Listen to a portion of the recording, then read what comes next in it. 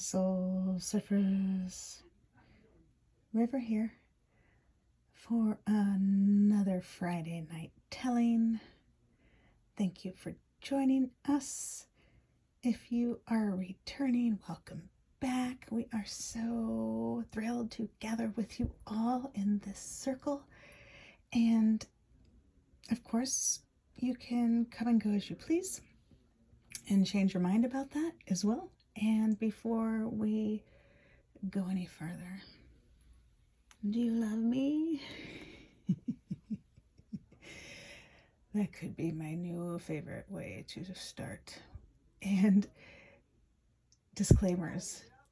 Before we go any further, disclaimers. So you know what you're getting into, and you can change your mind or change the channel. And so I am not a doctor, lawyer, therapist. I'm a fortune teller, and what I share is no substitute for their services. Furthermore, what I share does not determine your future, only your intentions and actions do. So please use your gifts of discernment before deciding what to gather and take away. And of course, take only what resonates and blow like a kiss the rest to the universe for cosmic composting into beauty. This reading is for fun and games, for shits and giggles, for entertainment, for flexing our heart, mind, body, soul, spirit, emotions, and intuition. And at the least, I hope to cause harm to none. And at the most, I hope I may assist you on your healing path. And we have a belly laugh. And so you see the world in front of us and inside of you. And so may we take a few more moments to honor what is in all these places and all around the galaxy, and ring the bell, say a prayer, feel love in our hearts, unconditional love in our hearts, in every cell of our body. Perhaps we hear it as a musical note like F or F sharp or the color green, or maybe it's blue, or maybe it's white. And imagining it in yourself first, and then perhaps if you are comfortable sharing that throughout your locale and throughout the rest of the world and the galaxies, you may do that as well, or not, because you need to hold on to it and regroup and regenerate, and that is all right. So we are going to ring a bell and say Thich Nhat Hanh's bell mantra. You may join along if you know that already, to honor the bells, whistlers, ambulance, fire personnel, neighbors, hoots, hollers, screams, snorts, coughs, you fill in the blank. And Plum Village is where you may tune into Thich Nhat Hanh's legacy, as he is assisting us from the blue beyond now. And here we go. Mind, body, speech, in perfect oneness, I send my heart along with the sound of the bell. May hearers awaken from forgetfulness and transcend all anxiety and sorrow. Om. Peace. Shanti. Thank you so much for your beautiful, brilliant, creative energy, and for showing up and taking such sweet care of yourself and us by acts like this, and helping us hold the safe sound space as we choose to sit out, steer clear of danger, play our cards, shuffle states of emergency into adoption spirit magic that way. And if you're curious about adoption spirit magic, you may check out the first short. I think it's on the cover page of our channel, and think about that more in your own sacred space and time. But I can share right now, as a little primer, how might you express in your culture the following notion: we have not received the spirit of bondage again to fear. We have received the spirit of adoption, whereby we cry, "Thanks, God, for helping us all." And so that is Romans 8:15, King James Version. And to understand adoption spirit magic, perhaps you consider how to express that notion in your culture, whether it's music or painting or 27 different languages. You know, we're all different psychosocial science experiments, and what resonates for one person may be different than another. So I enjoy inviting you to explore more anything you may gather here to see how it resonates with you, and if you want to add some of these cards to your Stacked for Life Worth Living deck of cards, and so on and so forth.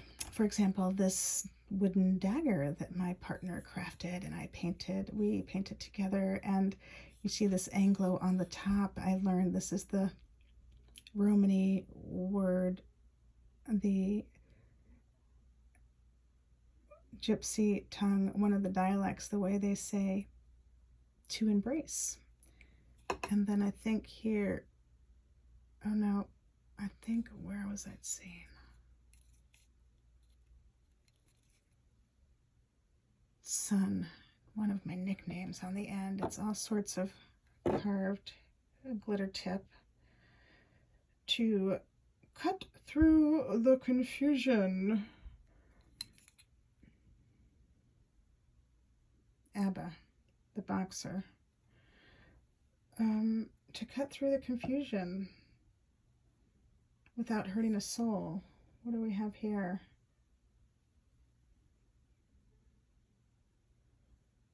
Well, I mean, we could be here for hours. Oh, hot song for nowhere. That's what I was looking for. Hot song for nowhere. Perhaps we're sitting Thanksgiving out because we have the hot song for nowhere. I know, I'm sorry, I'm not intending to impale anyone. We're trying to adopt peace instead of the forced march. And so silly things that help us shift from the fighting spirit to the adoption spirit. So Romani telling is one of those things, right? As we shift from the fighting spirit to the adoption spirit, to honor the times when we are so sad that we want to hurt ourselves or someone else. And so let's take another moment to honor that. And if you want to put your hands on the wooden table to help you ground and buoy yourself, or if you want to lay on the treatment table with your face down, or you're in the cradle, or your face up and your legs underneath, a pillow underneath your legs, or your preferred chair, however you want to be. You are a whole, full, powerful, loving, spiritual being, and so am I. And we thank your source and my source for immediately shifting situations into what they need to be, offering necessary insights, healings, acts of grace, protection. Heartily, we are grateful. And so it was, and so it was, and so it was, and so it was, so it was, so it was, so it was, so it was, so it was. And we are at minute 9:10. That's so funny. And we rolled a double 6 today. That was hilarious to me. So before we dive into the telling, let's do some numerology. And you may explore more on your own the numerology, but I took the liberty myself to learn through Cindy Dale. I misspoke in a previous, I think it was Chacho Busian or the walkthrough. I called her Louise Hay. But Cindy Dale has beautiful work that you can adopt for yourself in the form of books. And she's got a website and subtle body practice manual, how to stay protected at home, work, and around. I'm sorry, I'm not getting the title totally correct, but Cindy Dale, Cindy with a Y, CYNDI, and then DL, DALE. And so I took the liberty of taking the numerology that I found in her books and putting them on these cards because I thought that was funny, right? We want to play through the loss that is so much that we are possessed by grief and wanting to hurt ourselves or somebody else, but not really. And so we try to tap into what is fun for us, and little things like picking a deck of cards to put your things you want to learn, your flashcards, instead of 3x5 cards. And so the other organization you may enjoy checking out that you may see on some of these cards is some of the data is from the National Spiritualist Association of Churches. So now that I said where I got the information that you may see on these cards, you may know more. And so we rolled 6s. And so the first 6 that came up was this one. Fear asks us to move forward, backward, or out of the way. And so perhaps that comes out looking like, wow, we decide to sit Thanksgiving out this year and just reassess. Maybe we've experienced enough the in-house, national, local, global jeering that goes on at these events, and we get out of the way. We sit it out. We sit it out and we play our cards instead. And perhaps that is something that has been coming up for you, and maybe that's helpful in figuring out how to move forward. Maybe you just get to stay put and play your cards. And this 6 came up as well. Wood adds buoyancy, adaptability, positive attitude, brings cheer to a depressed state. Even picturing trees, plants, and wood elements add wood element to the mind, which can alleviate depression. And so however your body works, and these can work for you because we're all different psychosocial science experiments, right? And so to honor that, to honor for yourself what works for you, especially when we've been so taught to serve others before ourselves, and that's, we're seeing that now playing out over the world across nations, states, the Adoption Awareness Month, the Operation Fog Lift, just asking us, wow, maybe we want to renegotiate our social contracts for more equitable social contracts, more equitable relationships. And so this 6 came up, and it's the number of service, indicates the presence of light and dark, good and evil, and the choices made between these. And if you've been hanging out here immersed in adoption spirit magic with us, then you've heard me say this before. Part of my job is to repeat myself. One of my duties is to repeat myself like a happy broken record. But we swap out good and evil for more relevant adjectives, descriptors, and we take it a step further with evil. Each time we look evil in the eye, we see hurt in disguise, calling for the salves of unconditional love and unarmed truths. Not always our turn to serve, glory be. So in other words, we see loss as scapegoated evil. And so instead of racing around the world to fight all the evil, we stay home and heal ourselves and allow others to do the same. And perhaps where we start healing ourselves is wherever our fingers are, we can't stop pointing like, oh my God, look at you. And then we're like, oh, wow, maybe that's what I want to heal in myself first. No shame, no blame, me too. Correct, right? Right. So perhaps you play with these numbers, you envision them, you make songs out of them, chants, perhaps just the knowledge helps you shift from here to there. These times when the loss hurts so much that we want to hurt ourselves or someone else. And this 6 defends against quote-unquote evil forces, which now we know it's just loss. The times when we're so grief-struck, possessed by grief, that we hurt ourselves or someone else. And we've seen across time and space, there's so much data to show all the different ways that plays out. Perhaps we don't need to see that anymore. And perhaps we can choose something different to not sweep the loss under the carpet, scapegoating it as evil, and that helps us prevent the psychic invasions, when people gather over food and drink and they laugh and they end up jeering at in-house national, local, global, and, well, perhaps the 6 helps us in the way that maybe we sit out Thanksgiving or other events like that, hanging around during the breaking news. And that helps us stop jeering at the evil enemy, whoever is the lame dog of the day. And that's the way 6 assists us, is to maintain our integrity by not going to these places where people are getting scapegoated, which causes other people to pop off and other people to, well, I don't want to shame or blame. If you've attended a Thanksgiving, perhaps you've seen it play out. And we don't have to point our fingers all around the world.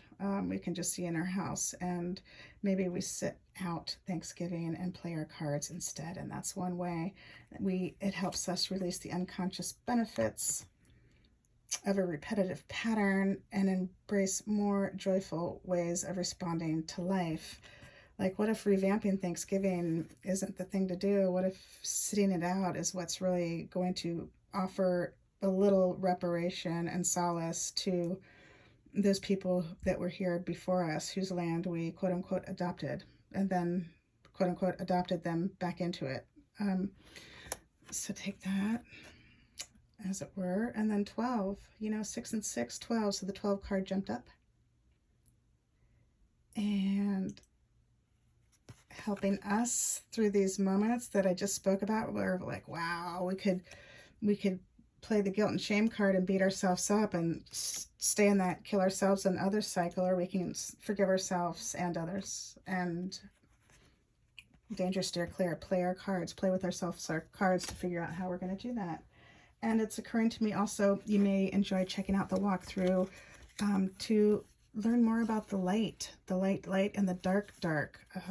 Cindy Dale describes it so beautifully. The light quadruple check me is in our, I'm learning still, protons, and the dark light is is comprised mostly of intelligence holding love, and the dark light is in electrons carrying intelligence, mainly about power. And isn't that thrilling to know? I'm trying to find the card. See, saving you looking through another video, and I'm looking through these cards. Where is that light card? We're looking for the light card because it just came up in that number 6. How 6 helps us differentiate between light and dark. And oh my God, it's talking about light. And wow, we have white light in every cell of our body, and it's out in the universe. And perhaps we have more power over this than we thought. If you've experienced this, stop crying, or we got to go around, save the rest of the world. And so perhaps like me, you stopped learning how to cry, and so now you're relearning. Perhaps information like this assists you as we're looking for the light cards. Perhaps this offers some different light. And we have a very small reading today, so I'm spending extra time here. I'm not rushing through here because we have a small article that the dice rolled for us. And so isn't this thrilling? Isn't this thrilling? And then this says, my pen was running out. Light can be directed, spun, fashioned, summoned, and illuminated to produce desired effects. Glory be for the highest love and light. And perhaps we don't have to run around the world anymore to save everybody else, to adopt the orphans. We can save the world by adopting ourselves, steering clear of danger, playing our cards, things like these that resonate. So these are just some different examples as we are doing our telling tonight. Thank you so much for joining us. And it's a relatively timeless read. Oh my. You see Louise Hay, Heal Your Body.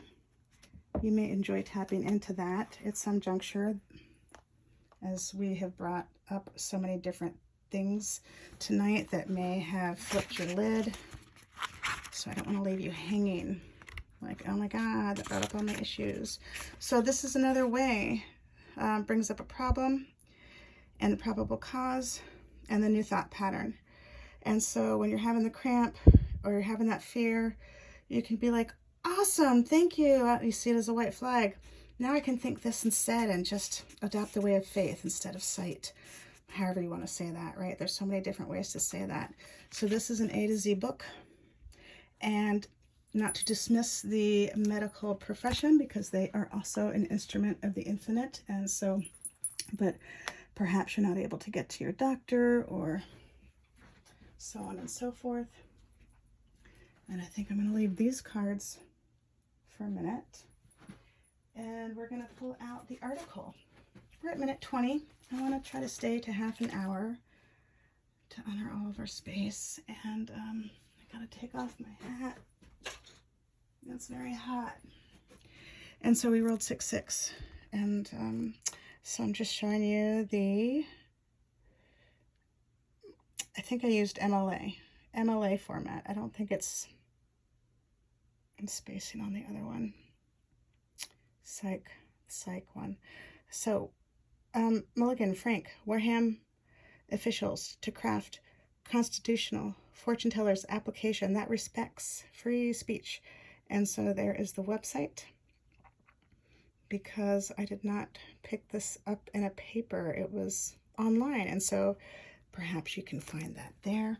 And this is the Romany library stack. There's 100 books in here. So we just roll the dice each week and see what comes up after saying a pretty prayer. And so here we have it. I printed this out.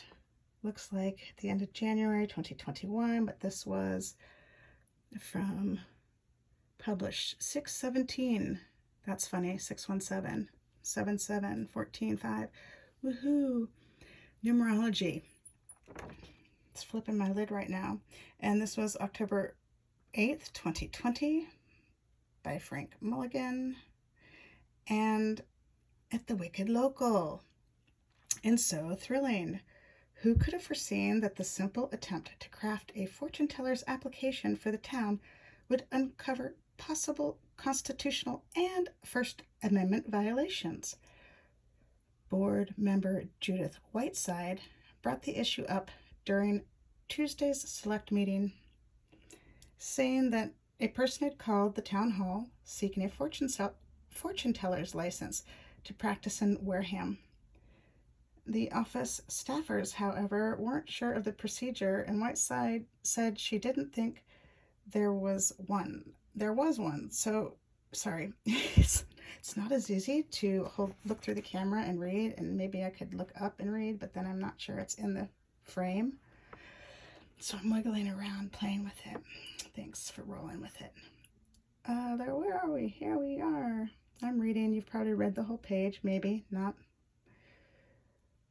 So the office staffers, however, weren't sure of the procedure. Whiteside said she didn't think there was one, so she looked up the state law and reviewed the city of Boston's application and brought the info to the meeting. She asked whether the board wanted to license fortune tellers at all, and if members did, then they could take a look at writing up an application form. She didn't have any fee figures, she added. Town Council Richard Boehm said the state statute established a $2 fee.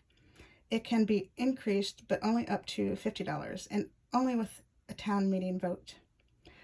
But the state law, Mass General Law 140, Section 185I, also includes a constitutional violation, he said, in his opinion.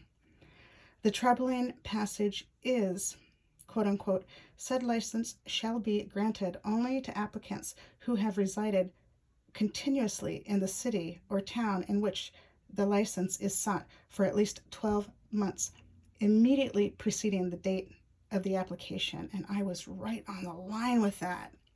And glory be for Richard and the town and Judith and everyone involved. Glory be. Glory be. So he said that could be interpreted as an anti-Romany provision. A people with a history of providing fortune telling as well as having a roaming lifestyle. And while I'm there, I can pause and say you may enjoy tapping into Romanistan podcast.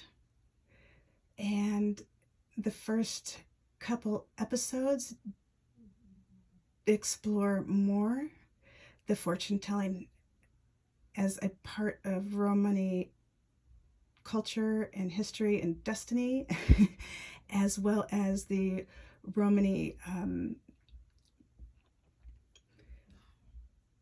fleeing persecution. And the Manouche say it.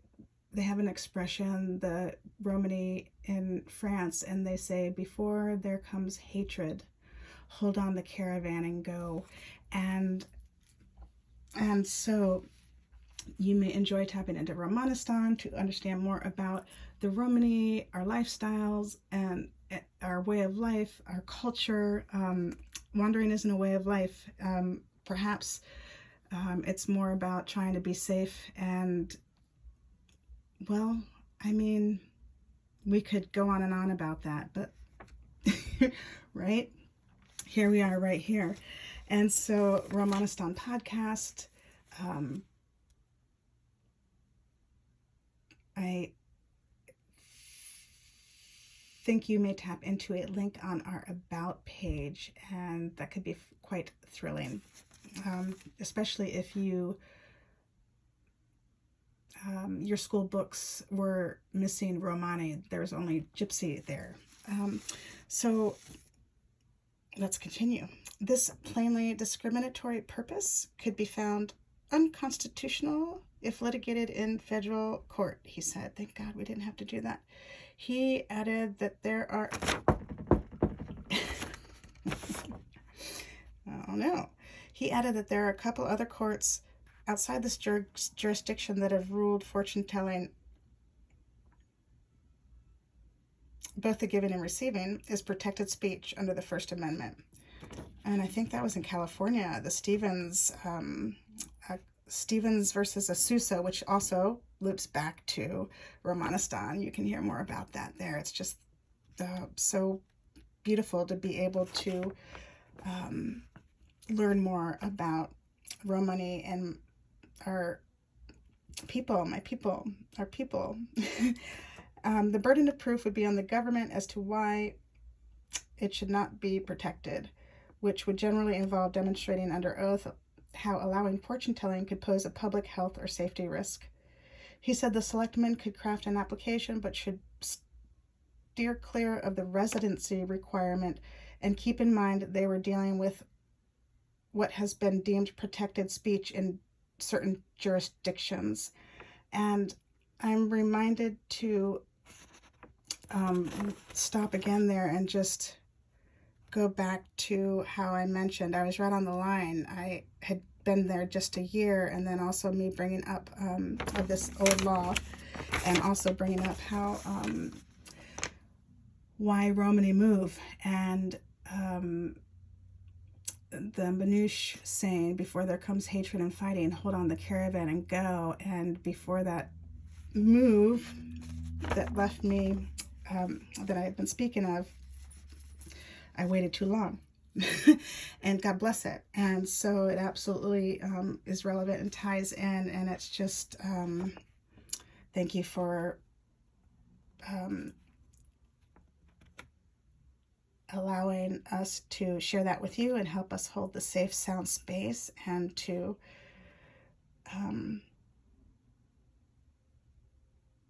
that's huge. I mean, let's just stop there and say that's huge. Thank you so much. We are so grateful.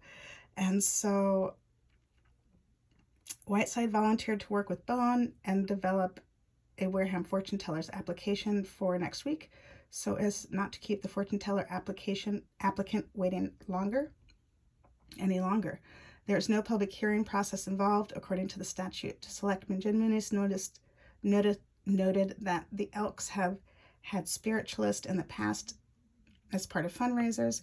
He asked if they had to be licensed. Selectman Alan Slavin said 3 to 5 such events are usually held a year, including by churches and the Wareham Historical Society. And no, there was no licensing, he said.